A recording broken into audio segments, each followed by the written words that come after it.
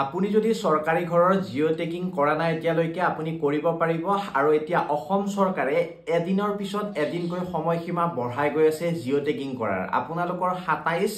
মাৰ্চৰ পৰা আপোনালোকৰ 31 মাৰ্চ আছিল আগতে আৰু যোৱা কালি নিশা এতিয়া অসম চৰকাৰে ঘোষণা কৰিছে যে 27 মাৰ্চৰ পৰা আপোনালোকৰ 3 এপ্ৰিললৈকে আপোনালোকে এই কামটো কৰি থাকিব পাৰিব জিও টেকিং কৰি থাকিব পাৰিব জিও টেকিং আপোনালোকৰ জীৱিকা সখী বাইদেউ আৰু আমাৰ যিখিনি